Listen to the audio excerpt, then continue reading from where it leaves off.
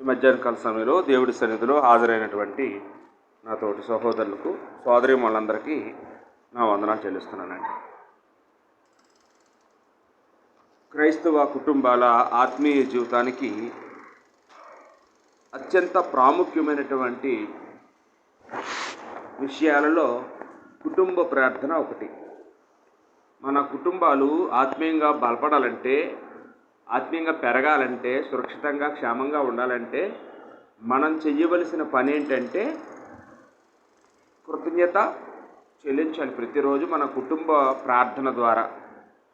ఈనాటి క్రైస్తవ కుటుంబాల్లో అన్నీ చేస్తాం, కానీ అన్నీ చేయడం అంటే చర్చికి వెళ్తాము, అలా కానుకలు ఇస్తాము, ప్రార్థన చేసుకుంటాము, అన్నీ చేస్తాం, కానీ ఇంటిలో మాత్రం కుటుంబ ప్రార్థనలు కనపడటం లేదు. ఎందుకు కనపడటం లేదు? దేవుడంటే భయం లేదా, విశ్వాసం లేదా అంటే ఏమంటారంటే అదేం కాదు, మరి మా పనుల వల్ల మాకు బిజీ అయిపోవడం వల్ల మాకు సమయం లేదు, మాకు ఖాళీ లేదని చాలామంది చెప్తుంటారు. వాస్తవానికి సమయం లేకపోవడం కాదు, ఖాళీ లేకపోవడం కాదు, బిజీ అని అంతకంటే కూడా కాదు. నిజమేంటంటే మనకి కుటుంబ ప్రార్థన యొక్క ప్రాముఖ్యత ఇంకా అర్థమవటం లేదు. కుటుంబ ప్రార్థన యొక్క ప్రాముఖ్యత లేకపోతే అది గొప్పతనము మనకి అర్థమైతే మన ఇంట్లో కూడా మనం కుటుంబ ప్రార్థనను ఏదో ఒక సమయంలో ప్రారంభించుకుంటాం. ఒక రాత్రిపూట అవదనుకుంటే ఉదయం పూటైనా ప్రారంభించుకుంటాం. అయితే మనకు అర్థం కాకపోవడం వల్ల మనం కుటుంబ ప్రార్థనను ప్రారంభించుకుంటాం. ఆ యొక్క కుటుంబ ప్రార్థన యొక్క గొప్పతనం ఏంటంటే, కుటుంబ ప్రార్థన వలనట కుటుంబంలో పాపం ప్రవేశించకుండా కుటుంబ ప్రార్థన కాపాడుతుంది. ప్రతిరోజు కుటుంబంలో ఉన్న వాళ్ళందరూ కలిసి ప్రార్థన చేసుకోవడం వల్ల ఆ కుటుంబంలో పాపం ప్రవేశించకుండా అరికడుతుందట ఆ ప్రార్థన. కుటుంబానికి ఒక కంచి వంటిదట కుటుంబ ప్రార్థన. కుటుంబానికి ఒక కంచి లాంటిది. ఇప్పుడు కుటుంబ ప్రార్థన లేని ఇల్లుని ఒక ఆయన దేంతో పోల్చాడంటే పైకప్పు లేని ఇంటితో పోల్చాడు. ఇప్పుడు ఇల్లంతా బాగా కట్టేసుకొని ఇంట్లో అనేక వస్తువులు పెట్టుకొని స్లాబ్ వేయడం మానేసాం అనుకోండి, ఎలా ఉంటుంది?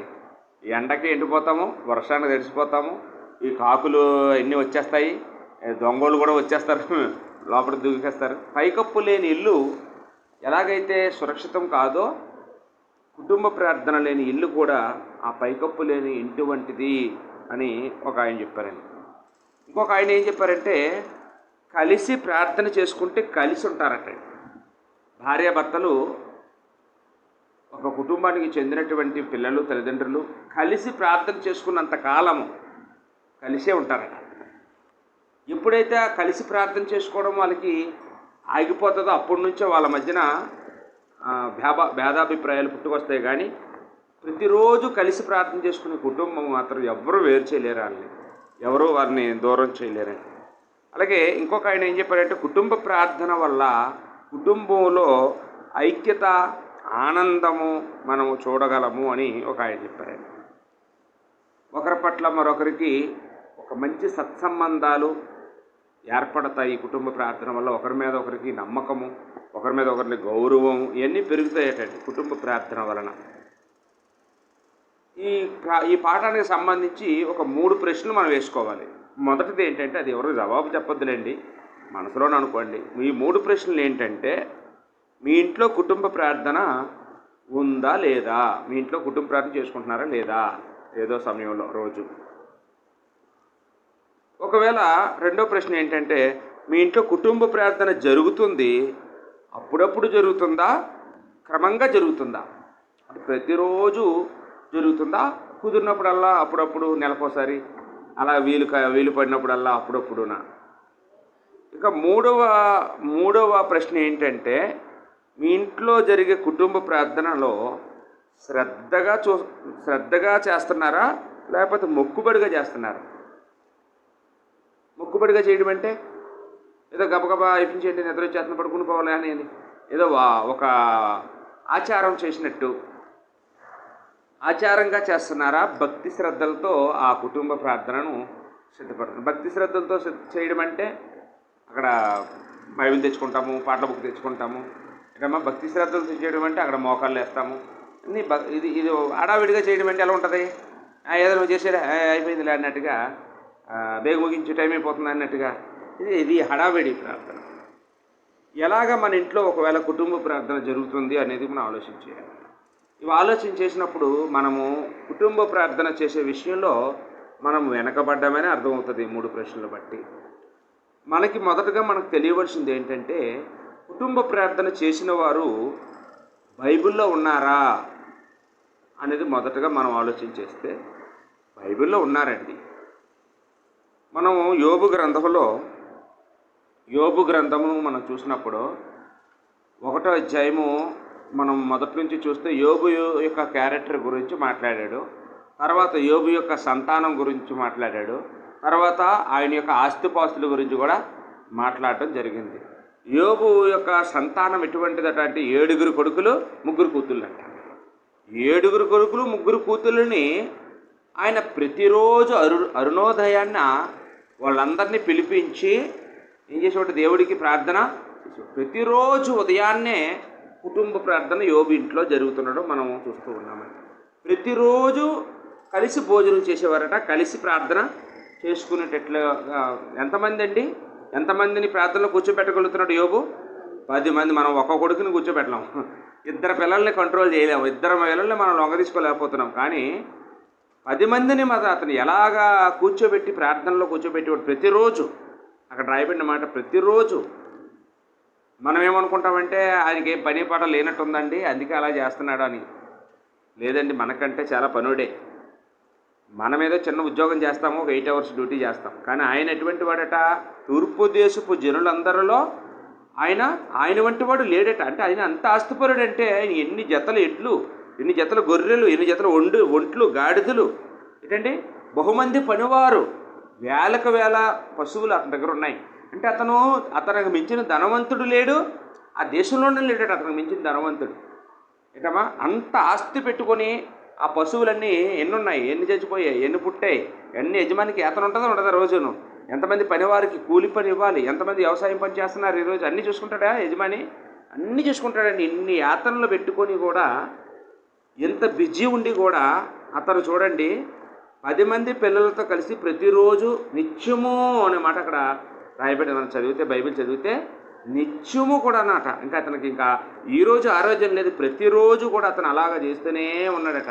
ఎందుకు చేస్తున్నాడంటే నా పిల్లలు చేయకపోతే పాపం చేస్తారేమని భయం అతనికి. రోజు దేవుడి ప్రార్థన పెట్టుకోకపోతే, రోజు కుటుంబ ప్రార్థన పెట్టుకోకపోతే పిల్లలు పాడైపోతారు. అతనికి అర్థమైంది అది ఆ కాలంలోనే. అంటే ఇది యోబు ఏ కాలం వాడంటే అబ్రహాం కాలం వాడు, పితరుల యుగానికి చెందినవాడు. ఆ కాలంలోనే ప్రతిరోజు వాక్యం అందాలని అతనికి అంత తెలిసండి, అంత అవగాహన ఉన్నట్టుగా మనం చూస్తూ ఉన్నాం. అలాగే ఇక 2వ వ్యక్తిగా మనం ఒకవేళ ఎవరినైనా చూసినట్లయితే యెహోషువ గ్రంథంలో 24వ అధ్యాయము 15వ వచనంలో యెహోషువ కూడా ఆ మాట చెప్తున్నాడు, నేనును నా ఇంటి వారు యెహోవాని సేవిస్తాము. అంటే ఇక్కడ యెహోషువ ఎవరంటే మోషే చనిపోయిన తర్వాత ఇశ్రాయేల్ ప్రజల్ని కనానికి నడిపించిన వాడు ఈ యెహోషువ. ఈ యెహోషువ ఏం చేశాడంటే కనాను జయించి అందరికీ సమానంగా 12 గోత్రాలకి పంచిపెట్టినవాడు. ఒక మంచి నాయకుడు, గొప్ప నాయకుడు. అయితే ఆయన ఎటువంటి పరిస్థితిని చూడవలసి వచ్చిందంటే, ఎవరినైతే ఐగుప్తు నుంచి తీసుకుని వచ్చాడో ఇశ్రాయేలు అందరూ కూడా కనాను వచ్చిన తర్వాత కనానీయులతో కలిసిపోయారట. కలిసిపోయి విగ్రహారాధన చేసుకుంటున్నారట, దేవుడిని మర్చిపోయారట. అలాంటప్పుడు ఆయన ఏమన్నాడంటే, ఇదిగో మీరందరూ ఎవరిని పూజించుకుంటారో పూజించుకోండి, ఆ దేవతలు ఉన్న దేవతలు పూజించుకుంటారో లేకపోతే ఈ కనాన్లో ఉన్న దేవతలు పూజించుకుంటారు, మీ ఇష్టము. కానీ నేను నా ఇంటి వారు మాత్రము యెహోవానే సేవిస్తాము అని.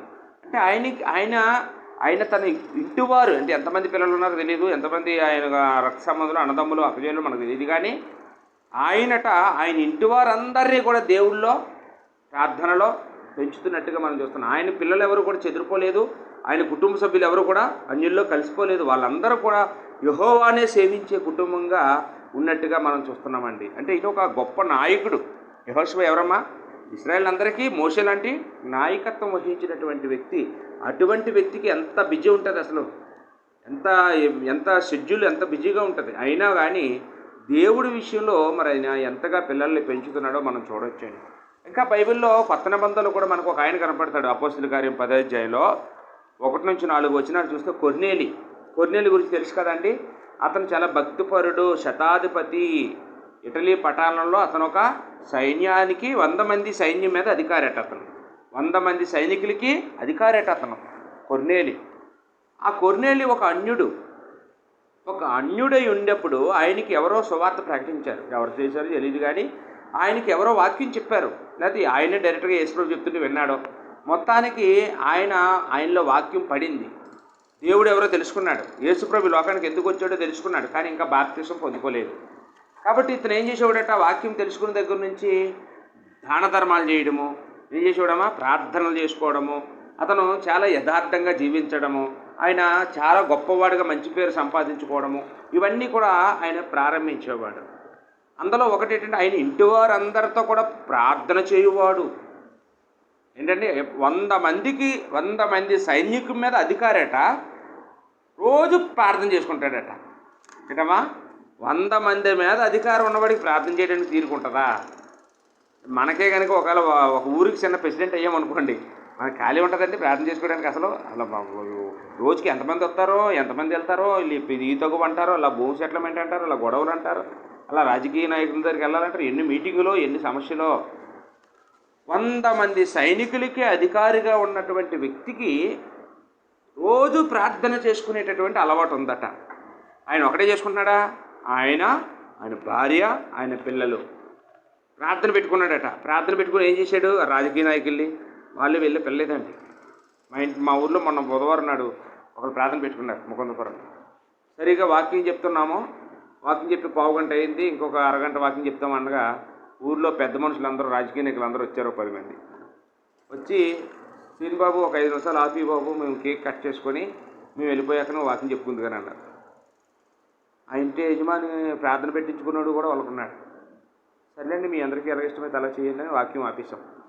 కేక్ కట్ చేసేసుకుని అంటే భోజనాలు ఇట్టేశారు, భోజనాలు తినేశారు. ఇంకా ప్రార్థన పెట్టమని ఎవరు అనలేదు, వాక్యం చెప్పమని ఎవరు అనలేదు. అంటే ప్రార్థన పెట్టుకున్నాడు, కానీ ఎవరి కోసం పెట్టాడు ఆ ప్రార్థన? ఆ ఊర్లో ప్రెసిడెంట్లని, ఆ ఊర్లో గుమస్తాలని, ఆ ఊర్లో రాజకీయ నాయకుల్ని, ఆ పార్టీ వాళ్ళని వాళ్ళందరినీ పిలిచి వాళ్ళకి భోజనాలు పెట్టుకోవడానికే ప్రార్థన పెట్టాడు, సువార్త ప్రకటించడానికి కాదు.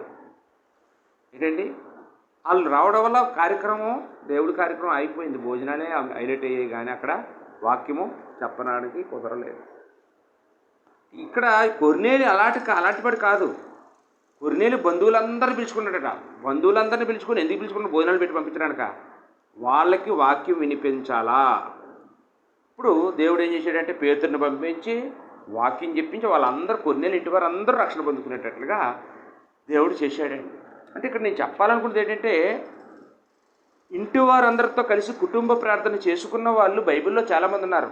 వాళ్ళు ఎవరు మనలాంటి వాళ్ళు కాదు, అంటే మనలాంటి చీపు వాళ్ళు కాదు. వాళ్ళు చాలా ధనవంతులు, చాలా గొప్పవాళ్ళు, గొప్ప పదవులు ఉన్నవాళ్ళు. మనకేముందండి పదవి? మనమేం సంపాదించేస్తున్నాం? మనమేం ఆస్తిపరులము? మన దగ్గర ఏముంది చూస్తే ఏమీ లేదు. ఏమ్మా, ఎందుకైనా పనికొస్తాం? ఎందుకు పనికిరాము. వాళ్ళ కాలు గోటికి కూడా పనికిరాము. మనం ఆ యోబు దగ్గర ఎందుకు పనికి వస్తామో, ఆ కొన్నేళ్ళ దగ్గర ఎందుకు పనికి వస్తామో, ఆ యెహోషువ దగ్గరికి ఎందుకు పనికి వస్తామో? ఎందుకు పనికిరామండి. వాళ్ళు చూస్తే వాళ్ళ ఒంటులన్నీ, వాళ్ళ గాడిదలన్నీ, ఆడగాడిదలన్నీ ఏమంటే వాళ్ళ దగ్గర ఉన్న ఆస్తులు వేలు పశువులు వాళ్ళకున్నాయి. అటువంటి గొప్ప వాళ్ళే దేవుడంటే గడగడ వణికి ప్రతిరోజు ప్రార్థన చేస్తున్నారు. మనము మన ఇంట్లో ప్రార్థన పెట్టుకోవడానికి ప్రతిరోజు మన ఇంట్లో భార్య, భర్త, పిల్లలు, తల్లిదండ్రులు కలిసి కూర్చొని ప్రార్థన చేసుకోవడానికి మనకి తీరిక లేదు, బిజీ అని చెప్తున్నామండి. వాళ్ళకంటే బిజీయా? వాళ్ళు ఎంత బిజీగా ఉంటారు ఏటమ్మా? వాళ్ళకంటే మనమే బిజీ అంటారా? చాలామంది ఏం చేస్తారంటే, వాక్యం భలేగా ఉందండి, ఈ యెహోషువ చెప్పిన మాట బంగారు వాక్యంలాగా ఉంది అనేసి వెంటనే ఆ వాక్యాన్ని ఫోటో కట్టించేస్తారు. ఏమని?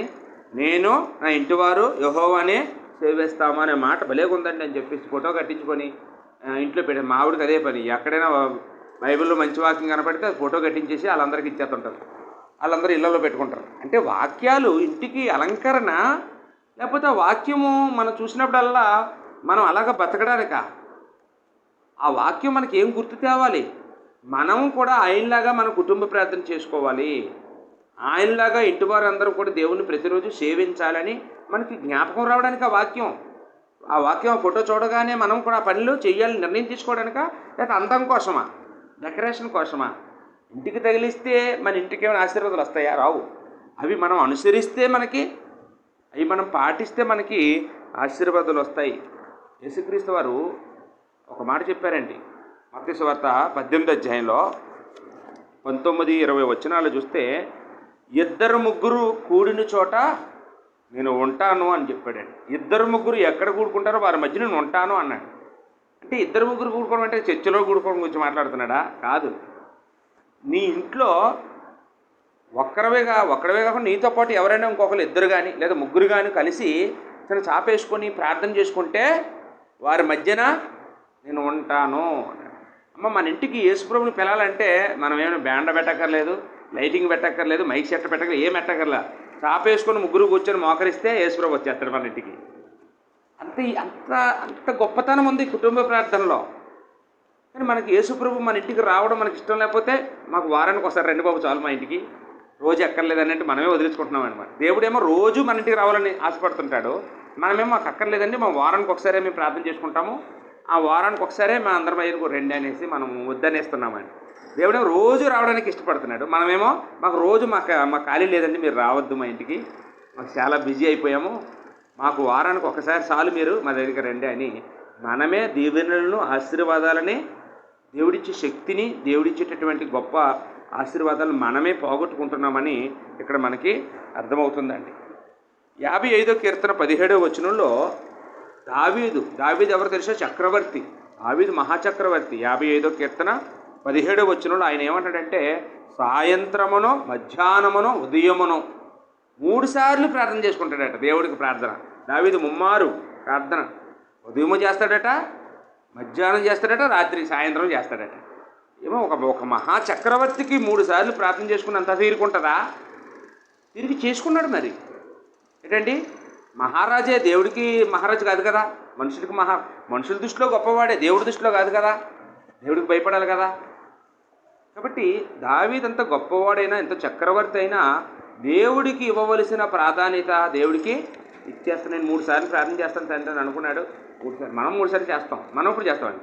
ఉదయం టిఫిన్ చేసినప్పుడు ఇడ్లీకి, మధ్యాహ్నం అన్నం తినేటప్పుడు అన్నానికి, మళ్ళీ రాత్రి అన్నం తినేటప్పుడు చపాతీ తినేటప్పుడు చపాతీకి. మనం వీటికి ప్రార్థన చేస్తున్నాం కానీ మనం దేవుడికి ప్రార్థన చేయట్లేదు. ఆ సంగతి మీకు అర్థమవుతుందో లేదో. నువ్వు ఇడ్లీకి చేస్తున్నావు ప్రార్థన, నీకు కాదు, దేవుడికి కాదు. కాబట్టి ఇలాంటి టిఫిన్లకి, ఇడ్లీలకి, టీలకి, వీటికి ప్రార్థన చేసినావు చెయ్యండి, పర్వాలేదు. కానీ నీ యొక్క కుటుంబ ప్రార్థన ఏమైంది? మన ఇంటి ప్రార్థన, మన కుటుంబ ప్రార్థన, మన పిల్లలతో కలిసిన ప్రార్థన మనకుందా? నిజంగా అనాథులకి చాలా బాధగా ఉంటుంది. ఎందుకంటే నాకు ఒక తల్లి ఉంటే, నాకు ఒక చెల్లి ఉంటే, నాకు ఒక అన్నయ్య ఉంటే, లేకపోతే నాకంటూ ఎవరైనా తోడబుట్టిన వారు ఉంటే, లేదా నాకు భర్త ఉంటే, నేను కూడా కుటుంబ ప్రార్థన పెట్టుకుందును. రోజును దేవుడికి ఒక పాట పాడుకొని ఒక అధ్యాయం చదువుకొని ప్రార్థన చేసుకుందామని వాళ్ళు ఎంతో కన్నీళ్ళు పెట్టుకుంటారు. వాళ్ళకి లేదు మరి అవకాశం. దేవుడు మనకి ఇచ్చాడు. మనకి ఇస్తే మనం ఏం చేస్తామంటే, మాకు ఖాళీ లేదండి, మాకు అక్కర్లేదండి, కుటుంబ ప్రార్థన అక్కర్లేదు అని మనము ఏం చేస్తామండి, మనం బిజీ అయిపోయామని మనం దేవుడికి చెప్తూ ఉన్నామండి. ఈరోజు నేను కుటుంబ ప్రార్థన ఎందుకు అనేది 2వ పాయింట్గా చెప్తున్నాను. ఇప్పుడు వరకు కుటుంబ ప్రార్థన చేసిన వారి గురించి చెప్పుకున్నాము. కుటుంబ ప్రార్థన అసలు ఎందుకు, కుటుంబ ప్రార్థన ఎందుకు చేయాలి అనేది మనం ఆలోచన చేస్తే, మొదటగా పిల్లలకు దేవుని వాక్యం నేర్పడానికి కుటుంబ ప్రార్థన. ఎందుకటమ్మా, మన పిల్లలకి, అంటే చిన్నపిల్లలు ఎవరైనా ఇంట్లో ఉంటే వాళ్ళకి దేవుని వాక్యం నేర్పడానికి. మనకేమనిపిస్తుంది అంటే వెంటనే ప్రశ్న, చిన్నపిల్లలకి సండే స్కూల్ ఉంటుంది కదా, సండే స్కూల్లో నేర్చుకుంటారు కదా అనిపిస్తుంది. సండే స్కూల్ ఉంటుంది. సండే స్కూల్ ఎప్పుడు పెడతారు? ఆదివారం కూడా పెడతారు. ఎంతసేపు పెడతారు? 1 గంట పెడతారు. ఏంటమ్మా, 1 గంట సండే స్కూల్లో నేర్చుకున్న వాక్యము పిల్లలు బాగా పెరిగిపోతారా? వారమంతా నేర్పిస్తే పెరుగుతారా? ఇప్పుడు స్కూల్కి పంపిస్తాం పిల్లల్ని, స్కూల్కి 1 గంట పంపించండి చూద్దాం, వారానికి ఏమైనా పాస్ అవుతారేమో? పాస్ అవ్వరు. అందుకని మనం ఏం చేస్తాం, వాళ్ళు ఎలానైనా, వాళ్ళు కొట్టైనా, తిట్టైనా, వాళ్ళకి లడ్డూలు చేతిలో పెట్టైనా ఏం చేస్తాం, రోజు వాళ్ళని స్కూల్కి తోస్తాం. ఫీజు కడుతున్నా, నీకు బ్యాగులు కొన్నాను, నీకు బూట్లు కొంటాను, నీకు అది కొంటాను, ఇది కొంటాను, ఏదో చెప్పైనా సరిగా మొత్తానికి వాళ్ళని స్కూల్కి వెళ్ళే వరకు వాళ్ళని తీసుకొని వెళ్ళి అప్పచెప్తామండి. కారణం ఏంటంటే, వాళ్ళు బాగా చదువుకోవాలంటే రోజు వాళ్ళకి చదువు అందాలి. మరి వాక్యం విషయంలో సండే స్కూల్లో ఆదివారం నాడు 1 గంట చెప్పేస్తే, సండే స్కూల్ టీచర్ చెప్పేస్తే పిల్లలు ప్రయోజకులు అయిపోతారా? అయిపోరండి. మరి రోజు ఎవరు చెప్తారు నీ పిల్లలకి వాక్యం? తల్లిదండ్రులు చెప్పాలి. ఎవరు చెప్పాలమ్మా? తల్లి తండ్రి బెస్ట్ టీచర్స్ అనమాట. తల్లిదండ్రి దేవుని యొక్క వాక్యాన్ని పిల్లలకు చెప్పాలి. తల్లిదండ్రుల్లో ఇద్దరిలో మొదట ఎవరు చెప్పాలి అంటే ఆ బాధ్యత అంతా దేవుడు తండ్రి మీద పెట్టాడండి. ఎఫెసీ పత్రికలో 6:4 చూస్తే తండ్రులారా అని పేరు పెట్టి పిలిచాడు. తండ్రులారా మీ పిల్లలకు కోపము రేపక ప్రభువు యొక్క బోధలోను శిక్షలోను వారిని పెంచండి అన్నాడు. ఎవరిదమ్మా బాధ్యతట? పిల్లల్ని యేసు ప్రభు యొక్క వాక్యములో పెంచేటటువంటి బాధ్యత, గురువు స్థానం ఎవరిదట? తండ్రిది అని అక్కడ వివరంగా రాయబడింది. ద్వితీయోపదేశ కాండంలో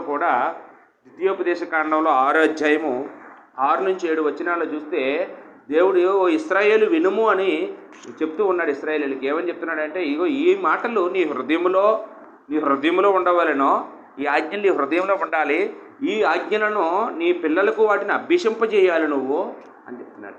ఎప్పుడప్పుడు అభ్యసింపజేయాలట? త్రోవలో నడిచినప్పుడు, కూర్చున్నప్పుడు, పడుకున్నప్పుడు, లేచినప్పుడు అన్నాడు. అంటే నువ్వు ఏం చేస్తున్నావు? రోజు ఎక్కడెక్కడ తిరుగుతున్నావు?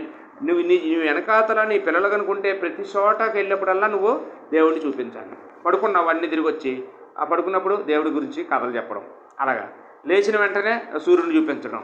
సూర్యుడు చూసావు ఎంత గొప్ప దేవుడు. బీచ్కి వెళ్ళాము, బీచ్కి వెళ్ళి సముద్రము కనపడింది. ఆ సముద్రం ఎవరు చేశారు తెలుసా? అలాగే కూర్చున్నా, లేచినా, పడుకున్నా ఎప్పుడు నీకు అవకాశం దొరికితే ఏ వస్తువుని చూపిస్తావో తెలియదు.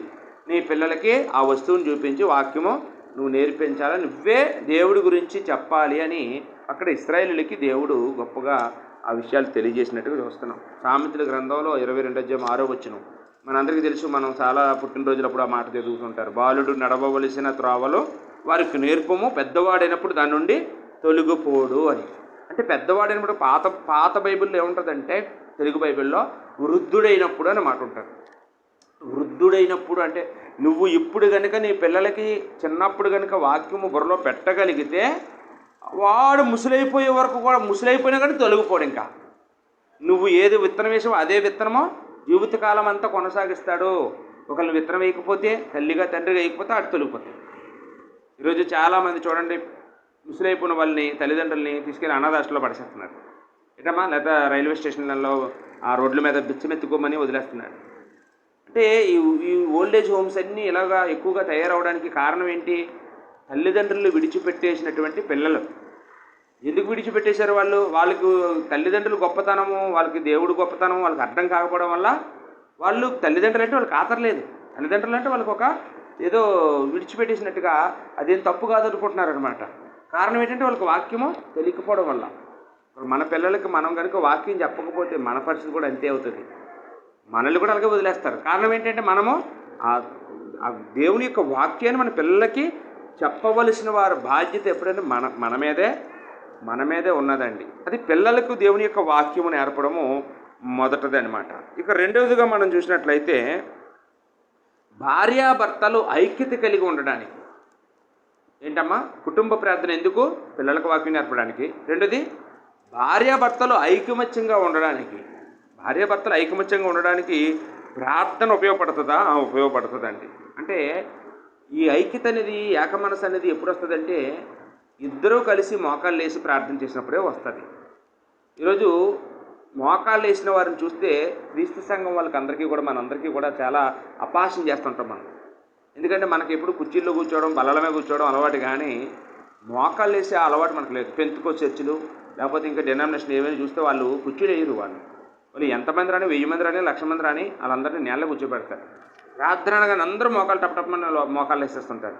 ఇక్కడికి మోకాళ్ళు వేసి అలవాటు ఉన్నవాళ్ళు ఇక్కడికి వచ్చినా కానీ మనలా తయారైపోతారు కొద్ది రోజులకల్లా. అలాగే అలవాటు పోతుంది మోకాళ్ళు అలవాటు. ఎందువల్లంటే మనము మోకాళ్ళు వెయ్యము.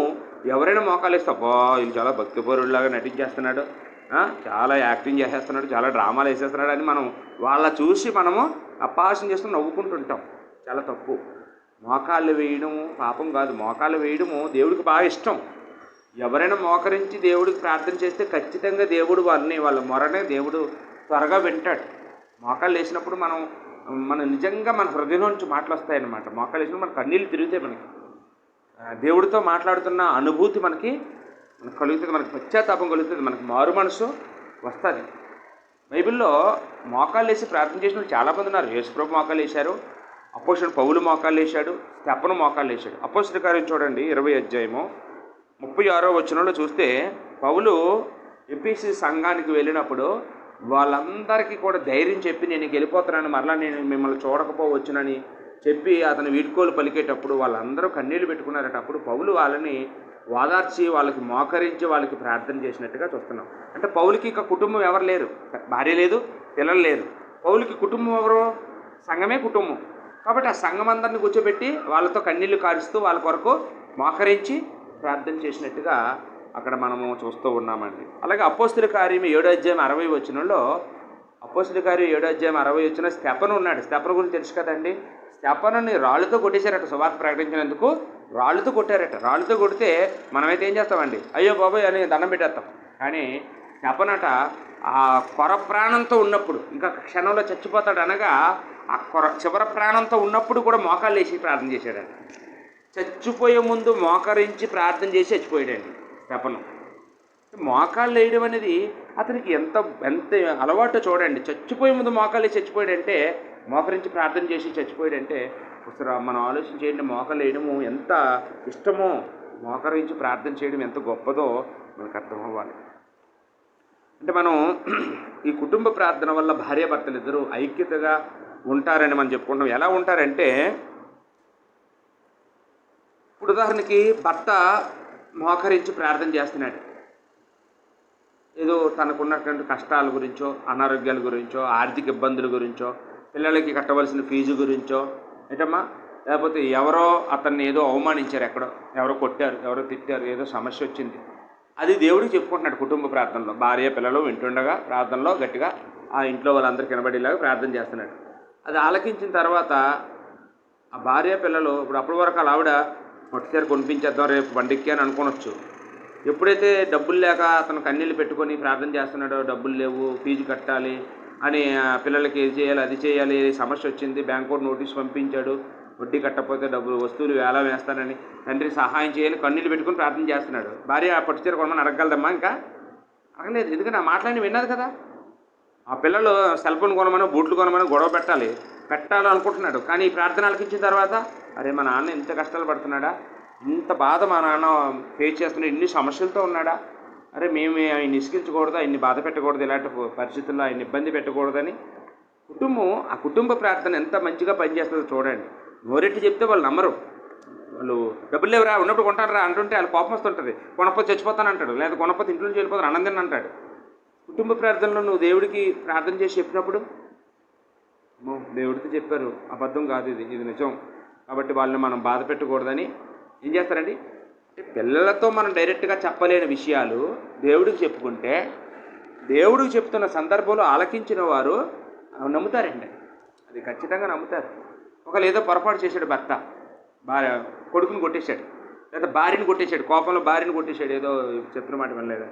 కుటుంబ ప్రార్థనలో మోకాళ్ళు వేసి తప్పు చేశారని పశ్చాత్తాపడి కన్నీళ్ళు కార్చి తండ్రి పొరపాటు చేశానని ప్రార్థన చేసుకుంటున్నాడు, క్షమించమని ప్రార్థన చేస్తున్నాడు. భార్య క్షమిస్తుందా? క్షమించదండి. ప్రార్థన ఆమెను అనగానే షేకండ్ ఇస్తుంది. కారణం ఏంటి? ఇతను మారు మనసు పొందాడని అతను ఆవిడ ఒప్పుకుంటుంది. పిల్లలకి అలాగే ఒకరి మనసులో ఒకరు అర్థం చేసుకోవడానికి కుటుంబ ప్రార్థన అంత మెడిసిన్ లాగా పనిచేస్తుంది అనమాట. ఏ సమస్యనైనా పరిష్కరించుకోగలం. కుటుంబ ప్రార్థనలో పరిష్కరించబడని సమస్య ఉండదు. ఎవరు చెప్పినా వినలేని వాళ్ళు ఆ కుటుంబ ప్రార్థనలో దేవుడికి మనం చెప్పుకుంటూ వింటారు. ఆ వినే మనసుని దేవుడే వాళ్ళకి కలుగు చేస్తాడండి. మనసుని మెత్తనపరుస్తాడు. ఆ సందర్భంలో ఆ మోకాళ్ళ మీద ఉన్నప్పుడు మనం చేసే ప్రార్థనను దేవుడు ఆలకించి ఆ ప్రార్థనకి వెంటనే అక్కడికక్కడే మనకి జవాబుని దేవుడు ఆ విధంగా మనకి ఇవ్వడం మనం చూస్తూ ఉన్నామండి. కాబట్టి ఈ కుటుంబ ప్రార్థన మనకి ఆ విధంగా ఉపయోగపడుతుంది. కుటుంబ సభ్యులు ఒకరినొకరు అర్థం చేసుకొని ఒకరికొకరు సహకరించుకోవడానికి ఉపయోగపడుతుంది. ఇక మూడవ కారణం అంటే పిల్లలకు వాక్యం నేర్పడానికి, భార్యాభర్తలు ఐక్యంగా ఉండడానికి 2 విషయాలు చెప్పుకున్నాం. కుటుంబ ప్రార్థన ఎందుకంటే మూడోది ఏంటంటే సాతాను శోధనలో పడిపోకుండా కుటుంబాన్ని కాపాడుకోవడానికి. సాతాను ఒకడు ఉన్నాడు, మనకు తెలుసు కదండి. సాతాను పని ఏంటంటే గర్జించి సింహాలు జరగడం వాడి పని, ఎవరు దొరికితే వాళ్ళని మింగడం వాడి పని. కాబట్టి మన కుటుంబ సభ్యులు ఎవరు సాతాను చేతిలో పడకుండా మన కుటుంబాన్ని మనం కాపాడుకోవాలంటే ఏముండాలట? కుటుంబ ప్రార్థన మనకి ఉండాలి. అంటే మన జీవితంలో దేవుడు మనకి ఏది ఇచ్చినా మొదటి స్థానము ఎవరికి ఇవ్వాలంటే దేవుడికి ఇవ్వాలి. మొదటి స్థానం దేవుడిది. దేవుడిది అంటే అర్థం ఏంటి? మొదటి స్థానం దేవుడిది అంటే ఇప్పుడు వేకునే లేచినంటే మొదట ఎవరి పని చేయాలి? దేవుడిని సంతోషపెట్టే పని, ప్రార్థన చేసుకుంటాం. అది వ్యక్తిగతమైన ప్రార్థన. ప్రార్థన వ్యక్తిగతంగా చేసుకోవాలి, కుటుంబంగా చేసుకోవాలి. వ్యక్తిగతమైన ప్రార్థన ఎవరికి వినిపించేలా చేయక్కర్లేదు. ఎంత దీర్ఘ ప్రార్థన చేసుకో, ఎంతసేపు చేసుకో, తలుపేసుకోండి, అది వేరు. కుటుంబ ప్రార్థన మాత్రం ఎంతమంది కూర్చున్నారో అంతమందికి వినబడేలాగా మనము ప్రార్థన చేయాలి. ఇది మొదటి స్థానం దేవుడిది. అంటే మొదటి స్థానం అంటే వ్యక్తిగతంగా మనము దేవుడితో గడిపే సమయము. అలాగే మనకి ఏదైనా రాబడి వచ్చినప్పుడు అందులో మొదటగా దేవుడికి కానుక తీస్తాం మనం. అది మొదటి స్థానం దేవుడికి ఇవ్వడం అంటే అది. అంటే ఆరాధనకి వెళ్ళడం, చర్చికి, సంఘానికి, అది మొదటి స్థానం. తర్వాత ఏ పనులున్నా చూసుకోవడం, ఏదైనా ఇంకా ఏ మీటింగ్లైనా, ఏ ఫంక్షన్లైనా, ఏట్లకైనా ముందు ఆరాధన చేసుకొని తర్వాత వెళ్ళడం, అది మొదటి స్థానం దేవుడికి ఇవ్వడం. రెండవ స్థానం ఎవరికి ఇవ్వాలి మరి? దేవుడికి మొదటి స్థానం ఇస్తే రెండవ స్థానం ఎవరికంటే కుటుంబానికండి. ఎవరికమ్మా? కుటుంబానికంటే ఎవరెవరు కుటుంబంలో ఎవరెవరు ఉంటారు? భర్త, భార్య, పిల్లలు, తల్లిదండ్రులు. ఇది కుటుంబం అంటే. ఈ కుటుంబానికి రెండవ స్థానాన్ని మనము ఇవ్వాలి.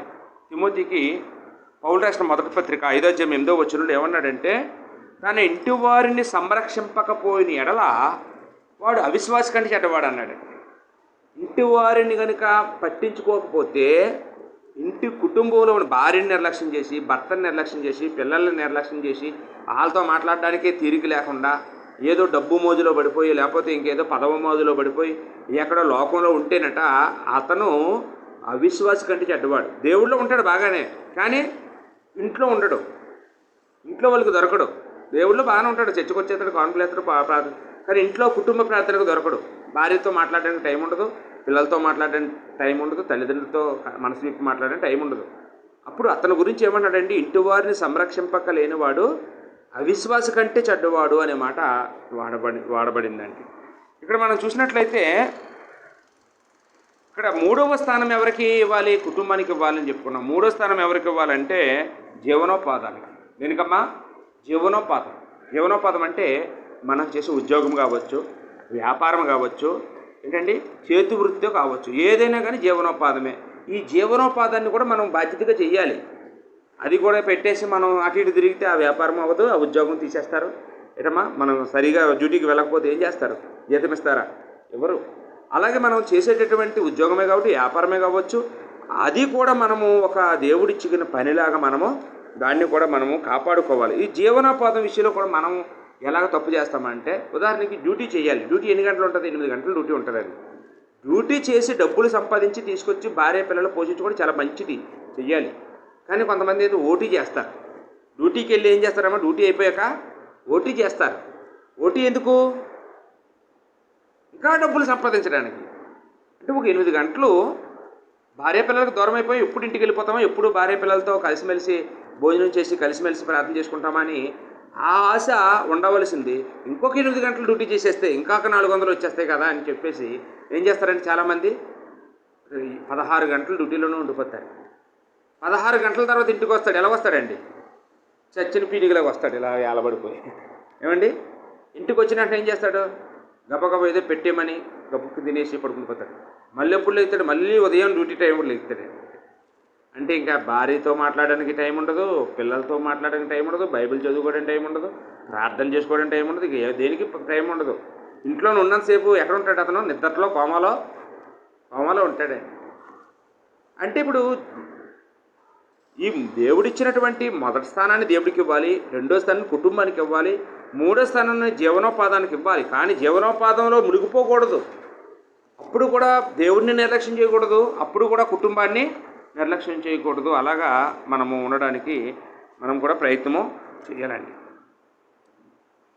ఒకవేళ మనం అలా చేయకపోతేనట మన పరిస్థితి ఏమవుతుందంటే, మన కుటుంబాన్ని మనము కోల్పోయే ప్రమాదం ఉంది. సాతాను ఏం చేస్తాడో మన కుటుంబాన్ని పాడు చేస్తాడు. చాలామంది మనకు తెలిసిన వాళ్ళు చాలామంది ఏం చేస్తారో తెలుసండి, ఎక్కడో చెన్నైలోనో ఎక్కడో బెంగళూరులోనో ఏదో చిన్న ఉద్యోగం వస్తుంది, అక్కడికి వెళ్ళి బాగా ఒక సంవత్సరం ఉండి డబ్బు సంపాదించి పంపిస్తుంటాను, నువ్వు ఇక్కడ పిల్లలు చదివించు, ఇక్కడ డబ్బులు ఎన్ని, ఇక్కడ సైట్లు వేయకొని అని చెప్పేసి భర్త ఏం చేస్తాడమ్మా? వెళ్ళిపోతుంటారు, దుబాయ్కో ఎక్కడికో వెళ్ళిపోతుంటారు. ఇప్పుడు అలాగే భర్త భార్య డబ్బు కోసం వేరైపోయారు, డబ్బు సంపాదించడానికి వేరైపోయారు. ఇప్పుడు సాతాను ఏం చేస్తాడండి? ఒంటరిగా ఉన్న ఆ భార్యని నేనే పట్టుకుంటాడు, గర్జించి సింహం వల్ల తిరుగుతున్నాడు. సాతాను డైరెక్ట్గా సాతాన్లా రాడు, ఎవరి రూపంలోనూ వస్తాడు అండి. అక్కడ భర్త దగ్గరికైనా రావచ్చు, ఇక్కడ ఒంటరిగా ఉన్న భార్య దగ్గరికైనా రావచ్చు, లేదా ఒంటరిగా ఉన్న పిల్లల దగ్గరికైనా రావచ్చు. మీకు ఒక ఉదాహరణ చెప్తాను. ఆదాము అవ్వల గురించి మనందరికీ తెలుసు కదండి. అవ్వ అవ్వ చేత దేవుడు వద్దన్న పండుని తినిపించింది ఎవరు? సాతాను. ఆదాము ఉన్నప్పుడు వచ్చి తినిపించాడా? ఆదాం లేనప్పుడు వచ్చి తినిపించాడా? ఆదాం ఉన్నప్పుడు వచ్చితే ఆదాం తినేస్తాడా? అమ్మా నేను తినలేదు, దేవుడు వద్దన్నాడు, నువ్వు తినకు అని చెప్పి దెబ్బలాడతాడండి. ఆదాము లేని టైం చూసి, ఒంటరిగా ఉన్నప్పుడు చూసి, ఆదాం గారి అవ్వను వదిలి ఎక్కడికి వెళ్ళి ఉండకపోతే వాళ్ళిద్దరూ పాపం చేసే అవకాశమే లేకపోవచ్చు. ఈరోజు మన పరిస్థితులు అలాంటివే. భర్త భార్య ఒక 8 గంటలు పనిలోకి వెళ్ళి రావచ్చు, డ్యూటీకి వెళ్ళి రావచ్చు, కష్టపడి రావచ్చు, కానీ లోకంలో మునిగిపోకూడదు, ఆ డబ్బులో మునిగిపోకూడదు, ఆ వ్యాపారంలో మునిగిపోకూడదు. దాని టైం దానికి ఇవ్వాలి, దేవుడి టైం దేవుడికి ఇవ్వాలి, కుటుంబం టైము కుటుంబానికి ఇవ్వాలి. అలా లేకపోతే మనల్ని సాతాను శోధిస్తుంది. అందుకనే పౌలు అయితే ఇంకా భార్యాభర్తల గురించి ఎక్కువ మాట్లాడాడు. మొదటి కొరింథీ పత్రిక 7:5 భార్యాభర్తలు ఎడబయకూడదని చెప్పి ఆయన ఏమన్నాడంటే, ఒకవేళ ఎక్కడైనా సువార్త పనికి ప్రార్థన చేయుటకు ఒకవేళ మీరు ఎవరైనా వెళ్ళవలసి అయితే ఇద్దరు సమ్మత చొప్పున వెళ్ళండి. అంటే భార్య అనుమతిస్తే భర్త ఎక్కడికైనా ప్రార్థనకి వెళ్ళాలి, అంటే ఎక్కడికైనా దూర ప్రయాణం వెళ్ళవచ్చు. కానీ ఒకవేళ మనసు నిలుపుకోకపోతే అక్కడికి వెళ్ళిపోయాడు, ఒక 3 రోజులు ఉంటానని చెప్పి వెళ్ళాడు, భార్య ఇష్టపడి పంపించింది. కానీ వెళ్ళిన మొదటి రోజే మర్నాడో ఈవిడికి భర్త లేడని బాధపడిపోతుంది, నిద్ర పట్టడం లేదు, భయం వేస్తుంది, ఏదేదో జరుగుతుంది. అప్పుడేమో ఫోన్ చేసింది, ఏమండి మీరు వచ్చేయండి అర్జెంటుగా, నాకు ఇక్కడ ఉండబుద్ధి వేయట్లేదు అనేసి. అప్పుడు భర్త ఏం చేయాలట? అమ్మో నాకు దేవుడు కావాలి, దేవుడు ముఖ్యం, నేను దేవుడి పని చేస్తే నా భార్య పని దేవుడు చూసుకుంటాడని ఉండిపోవచ్చు అక్కడ. పౌలు ఏమంటాడంటే, నువ్వు సాతాను చేత నీ భార్య అక్కడ శోధించబడకుండా నువ్వు అర్జెంటుగా వెళ్ళి నీ భార్యని కలుసుకో. దేవుడి పని నువ్వు కాకపోతే ఇంకొకటి చేస్తాడు. నువ్వు కాబట్టి నేను చచ్చిపోయినండి, ఈరోజు చచ్చిపోతే ఈ సంఘం అయిపోదు, ఆ సోడవరం సంఘం అయిపోదు, ముఖంపురం సంఘం అయిపోదు. దేవుడు ఎవరినో ఒకరిని వాడుకుంటాడో ఎవరో ఒకరు ఈ పనిని కొనసాగిస్తారు. కానీ నా భార్యకి భర్తగా ఇంకొకరు ఎవరైనా వస్తారా? నా పిల్లలకి తండ్రిగా ఇంకొకరు ఎవరైనా వస్తారా? ఆ బాధ్యతని ఎవరైనా భర్తీ చేయగలరండి? అది నేను మాత్రం చేయగలని దేవుడు నన్ను ఎంచుకున్నాడు. అది నేను చేయవలసిన పని, నా ఇంటికి ప్రొటెక్షన్ ఇవ్వవలసిన పని నాది, నా భార్యను కాపాడవలసిన పని నాది, నా పిల్లలు పోషించవలసిన పని నాది. ఆ పని నేను చేయాలి. కానీ నేను దేవుడి పని చేస్తాను, నా భార్య పని నా పిల్లల పని దేవుడు చూసుకుంటాడు. అవన్నీ మూర్ఖత్వం అండి. అవి మూర్ఖత్వమైన మనుషులు చేసేటటువంటి పనులు. ఆ పనులు మనం ఎప్పుడు చేయకూడదు. ఒక పాస్టర్ గారట ఇలాగే అమెరికాలో ఒక పాస్టర్ గారు ఏం చేశారటంటే, ఒకరోజు ఆదివారం నాడు ఇలాగే సంఘానికి వచ్చిన వాళ్ళందరికీ కూడా చెప్పాడట, అమ్మా ఒకప్పుడు నేను అందరింటికి వచ్చి ప్రార్థన చేసేవాడిని, ఇప్పుడు మన సంఘం బాగా పెరిగిపోయింది, చాలా ఎక్కువ మంది కుటుంబాలు వచ్చేసారు, అందరింటికి నేను దర్శించాలంటే నాకు సమయం సరిపోవటం లేదు, వారమంతా తిరిగినా నాకు సరిపోవటం లేదు, కాబట్టి ఒక పని చేద్దాం అనుకుంటున్నాను ఈ రోజు నుంచి.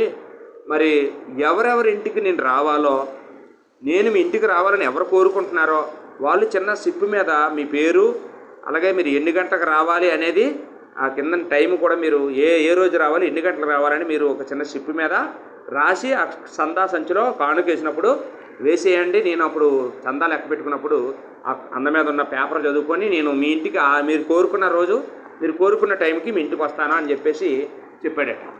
చెప్తేప్పటికి సరే ప్రార్థన అయిపోయిందట, అందరూ అలాంటి సిప్పులు వేసారట. అప్పుడు ఆయనకి ఆ సిప్పులన్నీ తీసి చదువుతుంది, ఒక సిప్పు దొరికిందట. ఆ సిప్పు మీద ఏమని రాసి పెట్టింది తెలుసా? ఈరోజు 10 గంటలకి మీరు నన్ను దర్శించండి, ఇట్లు మీ భార్య అని రాసిందట. అంటే అర్థమైందండి. అంటే ఈయన ఏం చేస్తున్నాడు? ఆ రోజును ఈ సంఘంలో పడి సంఘం కుటుంబాల దగ్గరికి వెళ్ళిపోయి ఆయన రోజంతా ఎక్కడెక్కడో ఉంటాడు, యాత్రాత్రికో ఇంటికి వస్తుంటాడు అనమాట. ఆయన ఎప్పుడు వస్తాడో వాళ్ళకే తెలియదు అనమాట. భర్త కోసం ఎదురు చూసి ఈవిడ నిద్రపోద్ది, ఆ తండ్రి కోసం ఎదురు చూసి పిల్లలు నిద్రపోతారు. ఆయన దేవుడి సేవలో పడి ఎప్పుడో వస్తుంటాడు ఇంటికి, ఒక రాకపోతే రాడు, ఎక్కడో తినేస్తాడు, ఎలా ఇంకా అయిపోద్ది అనమాట. ఇంకా అతను వ్యాపకం అంతా దేవుడి పని చేయాలని ఊరి మీద ఉండిపోతుంటాడు.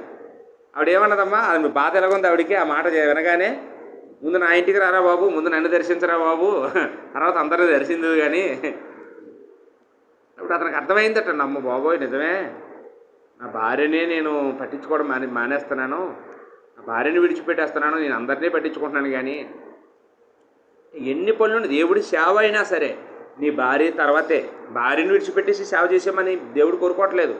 అది నువ్వు చేయవలసిన పని, నీ పాత్ర నువ్వు చెయ్యాలి. దేవుడి పని నువ్వు కాకపోతే ఇంకొకడు, ఇంకోటి కాకపోతే ఇంకొకడు, ఆడి కాకపోతే ఇంకొకడు. దేవుడి పనికి ఎవరినైనా దేవుడు ఏర్పాటు చేసుకుంటాడు. దేవుడి పని ఎప్పుడు ఆగిపోదు. అపోస్తులు చచ్చిపోయారు, పని అయిపోయిందా? దేవుడి సువార్త అయిపోయిందా? యేసుప్రభు చచ్చిపోయాడు, సేవ ఆగిపోయిందా? అయిపోదండి. దేవుడు ఎవరినో ఒకరిని ఏర్పాటు చేసుకుంటాడు. కానీ మనం ఉన్నప్పుడే మన భార్య పిల్లల్ని మనం సంతోష పెట్టాలి, మనం వాళ్ళతో మాట్లాడాలి, వాళ్ళకు మనం ఉపయోగపడాలి. ఏంటంటే మనం ఆ ఆనందాన్ని మనము పొందుకోవాలి. కాబట్టి కుటుంబ ప్రార్థనను ఎవరు కోల్పోకూడదు.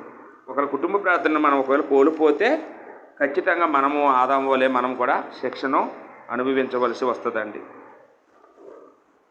కాబట్టి మనందరము ఇక్కడ నేర్చుకోవలసినటువంటి నీతి ఏంటంటే, మనందరి ఇంట్లో కుటుంబ ప్రార్థనలు జరగాలి. పిల్లలకు వాక్యం నేర్పడానికి, భార్యాభర్తలు ఐక్యతగా బతకడానికి, సాతానును జయించడానికి. సాతాను జయించాలంటే మరి సాతాను మన ఇంట్లోకి రాకుండా ఉండాలంటే మనము ఐక్యంగా ఎప్పుడు కూడా ప్రతిరోజు మన ఇంట్లో భార్యాభర్త కలిసి ఉండాలి. భార్యాభర్త ఎప్పుడైతే దూరంగా ఉన్నారో, విడివిడిగా ఉన్నారో, సాతాను వారి మధ్యలో ఎవరిలోనైనా ప్రవేశించవచ్చు, ఎవరినైనా పాడు చేయొచ్చు. ఒక్కసారి డబ్బు మైకులో పడి మనం కనుక కుటుంబాన్ని పాడు చేసుకుంటే డబ్బు ఎంత సంపాదించినా కానీ ఆ డబ్బుతో మళ్ళీ పాడైపోయిన భర్తని బాగు చేయలేము, ఒకసారి పాడైపోయిన పిల్లలు బాగు చేసుకోలేము, ఆ భార్యని మనం మళ్ళీ సంపాదించుకోలేని పరిస్థితి. కనుక ఎప్పుడు కుటుంబ ప్రార్థనకు మనము దూరం కాకుండా మనం కాపాడాలి. ఇక మూడవ మాట ఏంటంటే, కుటుంబ ప్రార్థన ఎలా చేయాలి? కుటుంబ ప్రార్థన చేసిన వారి గురించి చెప్పుకున్నాము, కుటుంబ ప్రార్థన ఎందుకు చేయాలో చెప్పుకున్నాము, కుటుంబ ప్రార్థన ఎలా చేయాలి అది మూడవ హెడ్డింగ్. మూడవ మాట ఏంటి, ఎలా చేయాలంటే కుటుంబ ప్రార్థన అందరికీ కుదిరినప్పుడు చేయాలన్నమాట. అంటే ఒకటి ఉదయాన్నే డ్యూటీకి వెళ్ళిపోతారు అనుకోండి, ఉదయం 9 గంటల డ్యూటీకి వెళ్ళిపోతారు, 9 గంటలలోపు పెట్టుకోండి. లేదా ఉదయం పూట ఖాళీ వస్తుంది అవ్వదు, రాత్రి పెట్టుకోండి. రాత్రి భోజనం చేసే ముందు పెట్టుకోండి, భోజనం చేశాక పెట్టుకోకూడదు. ఎప్పుడు భోజనం చేశాక పెట్టుకోకూడదు. భోజనం చేశాక పెడితే ఏమో నిద్ర వచ్చేది, తిన్నదాని మీద ఏమవుద్దమ్మా నిద్రమత్తు వచ్చేస్తుంది. కనుక నిద్రమత్తు రాకమునిపే, పిల్లలు పడుకునే టైం కాకమునిపే భోజనం వండుకొని రెడీగా పెట్టుకొని మన కుటుంబ ప్రార్థన చేసుకోవాలి. ఎంతసేపు చేయాలి కుటుంబ ప్రార్థన? అరగంటలోపే. కుటుంబ ప్రార్థన అనగానే సెల్ ఫోన్లు అన్నీ ఆపేయాలి, అర్జెంటుగా స్విచ్లు ఆపేయాలి. సెల్ ఫోన్ కనుక మనం ఆన్లో పెట్టుకున్నాం అనుకోండి, 5 నిమిషాలకు ఒకళ్ళు ఫోన్ వస్తుంటుంది. వీళ్ళు ఫోన్ పెట్టుకుని బయటికి వెళ్ళిపోతే ఉన్న వాళ్ళకి ఇంట్రెస్ట్ పోతుంది. ఎందుకు వీళ్ళు ఫోన్లో మాట్లాడుకున్నారు, ఫోన్లు కట్టట్లేదని. కాబట్టి సైలెంట్ మోడ్లో కూడా కదా, అసలు ఫోనే స్విచ్ ఆపేయాలి. అలాగే మనం కుటుంబ ప్రార్థన పెట్టుకోవాలి. కుటుంబ ప్రార్థన పెట్టుకున్నప్పుడు అందరూ బైబిల్ తెచ్చుకోవాలి, అందరూ పాటల బుక్ తెచ్చుకోవాలి. అప్పుడు ఒక పాట పాడుకొని ఒకరి తర్వాత ఒకరు ప్రార్థన చేయాలి. దీర్ఘ ప్రార్థన చేయకూడదు, చిన్న ప్రార్థన. ఇప్పుడు ఉదాహరణకి ఈ ప్రార్థనలో ఒక 2 కుటుంబాల గురించి ఆవిడ చేసిన 2 కుటుంబాల గురించి ఉన్న జ్యోతమ్మ చేయకూడదు. జ్యోతమ్మ వేరే వాళ్ళ గురించి చేయాలి. జ్యోతమ్మ ఎవరి గురించి చేసింది ఇంకా ఆ సబ్జెక్ట్ ఇతను చేయకూడదు, ఇతను ఇంకొకరి గురించి, ఇంకో సమస్య గురించి. ఇప్పుడు భార్యాభర్తలకి ఎక్కడ పడదు తెలుసండి. భార్య ఏమో ఆమె బంధువుల గురించి ఆలోచిస్తుంది, భర్త ఏమో అతని బంధువుల గురించి ఆలోచిస్తుంది. ఉదాహరణకి భార్య యొక్క బంధువులు సమస్యల గురించి భర్త ప్రార్థన చేస్తున్నాడు అనుకోండి, ఆ భార్యకి ఎలా ఉంటుందండి? అమ్మో మా ఆయన మంచోడే, నేను చెడ్డోడు అనుకున్నాను, ఎంత బాధ్యత ఉంది, మా వాళ్ళ కోసం ప్రార్థన చేస్తున్నాడు, మా వాళ్ళు ఆరోగ్యం కోసం చేస్తున్నాడు, మా వాళ్ళ పెళ్లి సంబంధం కోసం చేస్తున్నాడు అనేసి ఆవిడ మనసులో మన స్థానము సంపాదించుకుంటాం. అలాగనమాట ఈ కుటుంబ ప్రార్థన చేసుకునేటప్పుడు ఇలాగ మనసులు దగ్గర అవుతాయి, ఒకళ్ళ మనోభావాలు ఒకరికి అర్థమవుతాయి, ఒకళ్ళ హృదయంలో ఒకళ్ళ స్థానము సంపాదించుకోగలుగుతాం. ఇప్పుడు ఇలాగ మనం ప్రార్థన చేసుకోవాలి. ఒక పాట పాడుకోవాలి, అందరికీ వచ్చిన పాట పాడుకోవాలి. లేదా ఎవరైతే పాడుతానంటున్నారో వాళ్ళకి నచ్చిన పాట పాడినివ్వాలి. పాడుతానని ఆసక్తి ఉన్నవాడిని పాట వద్దు అనకూడదు, అతను ఏది పాడాలనుకున్నాడో అతన్ని పాడినవ్వండి. అలాగనమాట ఎంకరేజ్ చేయాలి మనం వచ్చిన వారిని. అలాగే ఏదైనా ఒక అధ్యాయం చదివి వీలైనంత మటుకు ఆ అధ్యాయంలో నేర్చుకునే చిన్న నీతి ఇక ఈ అధ్యాయంలో మనకి ఈ నీతి కనపడుతుంది, ఇక ఈ పని చేయకూడదు, ఇలాగ మనం బతకూడదు, ఇలా బతకాలని ఒక చిన్న నీతి చెప్పుకోవాలండి. సరిపోతుంది, ఆ రోజుకి ఆ పాఠం మనకు సరిపోతుంది. అలాగా ముగ్గురుంటే ముగ్గురు ప్రార్థన చేయాలి. 5 నిమిషాలే, ఎక్కువసేపు చేయకూడదు. ఎందుకంటే అరగంటలోనే పాట అయిపోవాలి, ప్రార్థన అయిపోవాలి, బైబిల్ చదివేయాలి, ఒక అధ్యాయం చదివేయాలి. అలాగా మనం కనుక మన కుటుంబంలో కనుక అది మొదలు పెడితే ఆ కుటుంబం ఎలా ఉంటుందంటే పరలోకంలో ఉంటుందండి. కుటుంబంలో సాతాను ప్రవేశించలేడు. ఆ కుటుంబానికి బోల్డంత శక్తి వస్తుంది, ఆత్మీయంగా ఆరోగ్యంగా ఉంటారు, ఆత్మీయంగా బలంగా ఉంటారు. దేవుడు మీతో మాట్లాడతాడు. ఇంకా అక్కడి నుంచి మీ దైవ భయం కలిగి ఉంటారు, ప్రేమ కలిగి ఉంటారు, అభిమానం కలిగి ఉంటారు. ఏంటమ్మా మనలోనే ఒక గొప్ప వెలుగు ప్రకాశింపజేయబడుతుంది. అలాంటి కుటుంబాలుగా మన కుటుంబాలు తయారవడానికి మనం మనం దేవుడు చెప్పిన మాటలు ఇంతకాలం మనకు ఒకళ్ళు ఎవరు చెప్పలేదేమో. కుటుంబ ప్రార్థన అంత అవసరమే ఉందిలే, నేను చేసుకుంటాను కదా ఇంట్లోన, నా గదిలో నేను చేసుకుంటాను, నీ గదిలో నువ్వు చేసుకో అని అలాగా ఉన్నామేమో. కానీ ఇక మీదట ఈ వాక్యం విన్న తర్వాత అలా ఉండకూడదు. మన ముగ్గురు ఎక్కడ కూర్చుంటామో అక్కడే దేవుడు ఉంటాడు అన్నాడు. ఏమంటే ఇద్దరు ముగ్గురు ఎక్కడ ప్రార్థిస్తారో అక్కడే ఉంటానన్నాడు. కనుక యేసుప్రభు మన ఇంటికి వస్తానంటుంటే మనం ఎందుకు వద్దనాలి? మన ఇంటికి వస్తానంటున్నాడు. నువ్వు ఎప్పుడు వీలైతే అప్పుడు, రాత్రి అవ్వదు పగల పెట్టుకోండి. 7 గంటల నుంచి 8 గంటలు పెట్టుకోండి, లేదా 8 గంటల నుంచి 9 గంటల దాకా అరగంటలో పెట్టుకోండి, 7:30 వరకు పెట్టుకోండి. ఒక నిర్దిష్టమైన టైం పెట్టుకుంటే ఆ టైంకి ఎక్కడికి వెళ్ళకూడదు, ఎక్కడున్న టైంకి వచ్చేయాలి ఇంటికి. ఎందుకంటే మా ఇంట్లో కుటుంబ ప్రార్థన జరుగుతుంది ఈ టైంలో. ఎవరిని బయట వాళ్ళు ఎవరిని పిలవక్కర్లే, మీ ఇంట్లో మనమే తలుపేసుకొని మనము మన కుటుంబంలో పాట పాడుకొని మనం ప్రార్థన చేసుకొని బైబిల్ చదువుకుంటే ఆ కుటుంబం ఏ పని మొదలుపెట్టినా ఆ కుటుంబం అయిపోతుంది. ఏ పని మొదలుపెట్టినా అయిపోతుంది. అంటే మీకు ఒక ఉదాహరణ చెప్పి ముగిస్తాను. యోబు గ్రంథంలో 1వ అధ్యాయము 10వ వచనం ఒకసారి చూడండి.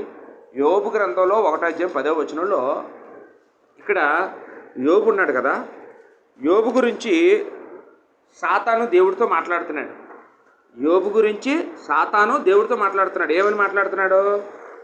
ఆ యోబు ఊరికే భయభక్తులు కలిగి ఉన్నాడా అని దేవుడితో మాట్లాడుతున్నాడు. ఏమన్నాడు చూడండి అక్కడ, నీవు అతనికిని అతని ఇంటి వారికిని అతనికి కలిగిన సమస్తమునకును కంచి వేసి ఉన్నావు అన్నాడు.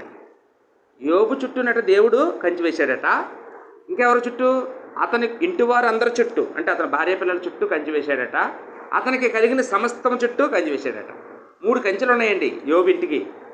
ఎన్ని కంచెలమ్మా? 3 కంచెలు. అతని చుట్టూ కంచి ఉంది, దేవుడు వేసిన కంచ. అతని ఇంటి వారు అందరి చుట్టూ కంచి ఉంది, అతనికి కలిగిన సమస్తము చుట్టూ కంచి ఉంది. ఈ 3 కంచెలు ఉండడం వల్ల సాతాను ఏం చేయలేకపోతున్నాడు. నేను అతని జోలికి వెళ్దామంటే ఆ 3 కంచెలు ఉన్నాయి, అడ్డు ఉన్నాయి. 3 కంచెలు ఎందుకు వేసాడు దేవుడు అతనికి? 10 మంది పిల్లలతో ప్రతిరోజు ఏం చేస్తున్నాడండి? ప్రార్థన చేసుకుంటున్నాడు. కాబట్టి ప్రతిరోజు అరుణోదయం లేచి యోబు ప్రతిరోజు తన పిల్లలతో తన భార్యతో కలిసి ప్రార్థన చేసుకోవడం వల్ల, కుటుంబ ప్రార్థన చేసుకోవడం వల్ల దేవుడు 3 కంచెలను ఏర్పాటు చేశాడు. 3 కంచెలు ఒకవేళ మన ఇంటి చుట్టూ కావాలా వద్దా? మీకు కావాలొద్దండి? 3 కంచెలు మీ చుట్టూ, వ్యక్తిగతంగా మీ చుట్టూ, మీ ఇంటి వారందరి చుట్టూ, మీకు కలిగిన సమస్తం చుట్టూ. అంటే మనకి ఎక్కడో ల్యాండ్ ఉంది, ఆ ల్యాండ్ని ఎవరో కబ్జా చేయకుండా ఉండాలంటే ఎవరు ఉండాలి? ఎవరు కంచి వేయాలమ్మా? దేవుడు కంచి వేయాలండి. దేవుడు కంచి వేయకపోతే అవదు. ఎక్కడో బండి పెడితే ఎవరో పుట్టుకుపోతాడు. అదే మనం మన కుటుంబ ప్రార్థన చేసుకుంటే మన వాహనం ఎవరో ఎత్తుకొని పోకుండా దేవుడు కంచి వేసి కాపాడుతాడు. మన పశువుల్ని కాపాడుతాడు. ఏమండి, మనకు కలిగిన మన కుటుంబ సభ్యులు కాపాడుతాడు, మన పనిని కాపాడుతాడు, మన వ్యాపారాన్ని కాపాడుతాడు కంచి వేసి. కాబట్టి ఆ దేవుడి కంచెను మనం కలిగి ఉండడానికి ఒకవేళ మీకు ఇష్టమైతే మీరు చేయవలసిందల్లా ఏంటంటే, ఏదో వెండి బంగారాలు దేవుడికి ఇచ్చేద్దు. కానీ దేవుడు కోరుకున్నది ఏంటంటే, మీ కుటుంబ సభ్యులు కలిసి ప్రతిరోజు ప్రార్థన కూడిక పెట్టుకోవాలి. మీ 3 పెట్టుకోవాలి, మీ 4 పెట్టుకోవాలి. మీరు ఇంట్లో ఎంతమంది ఉంటే అంతమంది ప్రతిరోజు కుటుంబ ప్రార్థన జరగాలి. ఏ టైంలో జరుగుతుందో మీ ఇష్టమే. అది కూడా ఉదయం పెట్టుకుంటారో, మధ్యాహ్నం పెట్టుకుంటారో, రాత్రి పెట్టుకుంటారో, మీ ఇష్టమే. ఎప్పుడైనా పెట్టుకోండి. ఒక కీర్తన చదువుకుందండి. 118వ కీర్తన 15వ వచనంలో భక్తుడైన దావీదు మాట్లాడుతున్నాడు. 118వ కీర్తన 15వ వచనంలో, నీతిమంతుల గుడారములో, ఏమన్నాడమ్మా చదవండి, నీతిమంతుల గుడారములో రక్షణను గూర్చిన ఉత్సాహ సునాదములు వినబడును అన్నాడు. అంటే నీతిమంతుల గుడారంలో దేవుడి పాటలు వినపడతాయంట. సునాదాలు అంటే ఏంటమ్మా? పాటలు. అంటే మన ఇంట్లో కూడా వినపడుతుంటే ఏంటి? కేకలు, అరుపులు, దెయ్యాలు ఆడుకోవడం, ఏంటంటే గొడవలు ఆడుకోవడం మన ఇంట్లో వినపడుతుంది. కానీ నీతిమంతుల గుడారంలో ఎప్పుడైనా పక్కింటి వాళ్ళకి ఏమి వినపడాలి? మన ఇంట్లో పడి కుటుంబ ప్రార్థన, ప్రార్థన పెట్టుకుంటున్నారు, వాళ్ళు ప్రార్థన చేసుకుంటున్నారు, పాట పాడుకుంటున్నారు, ముగ్గురు పాటలు పాడుతున్నారు, ఇక 3 బైబిల్ చదువుకుంటున్నారు, 3 మోకాళ్ళు వేసి ప్రార్థన చేసుకుంటున్నారని నీతిమంతుల గుడారములో రక్షణ సునాదాలు వినిపించాలట. మన ఇంటి చుట్టుపక్కల ఉన్న వాళ్ళకి మన ఇంట్లో పడి వినబడవలసిన ఏం వినపడాలమ్మా? మన ఇంట్లో పడి బయట వాళ్ళకి రక్షణ సునాదాలు వినపడాలి. అప్పుడు దేవుడు ఏం చేస్తాడు? మన ఇంటి చుట్టూ, మన పిల్లల చుట్టూ, మన చుట్టూ కంచి వేస్తాడండి. కాబట్టి మనం మన పిల్లలకు వాక్యం నేర్పడానికి అదొక అవకాశము. భార్యాభర్తలు ఇద్దరూ అన్యోన్యంగా బతకడానికి, ఆదర్శంగా బతకడానికి ఒక అవకాశం. సాతాను మన ఇంట్లో ప్రవేశించకుండా మనము సాతానుని దూరపరచడానికి, పాపం మన ఇంట్లో ప్రవేశించకుండా అరికట్టుకోవడానికి మనకి ఇది చాలా ఏంటంటే ఒక మంచి మెడిసిన్. సర్వరోగ నివారణ అంటాం కదా, ఒక మాత్ర వేసుకుంటే అన్ని రోగాలు పోతాయని. అలాంటిది అనమాట. ఈ కుటుంబ ప్రార్థన ఉన్న ఇంటికి అసలు ఎటువంటి శోధనలు మనకి ప్రవేశించవు, మనకు రావు. ఒకరు వచ్చినా మనమే జయిస్తాం. యోబింటికి వచ్చాయి శోధనలు వచ్చాయి. ఎవరు జయించారు? యోబే జయించాడు. యోబేం ఓడిపోలేదు, యోబు జయించాడు. యోబు కోల్పోయినవన్నీ తిరిగి ఇచ్చేశాడు దేవుడు. మళ్ళా పిల్లల్ని కోల్పోయాడు, పిల్లలు ఇచ్చేశాడు దేవుడు. ఆస్తి కోల్పోయి రెట్టింపిచ్చాడు పిల్లల ఆస్తిని అమ్మా. కాబట్టి అలాగే దేవుడి యందు మనం అనుకుంటే దేవుడు మన యందు అలా ఉండడానికి ప్రయత్నించేద్దాం.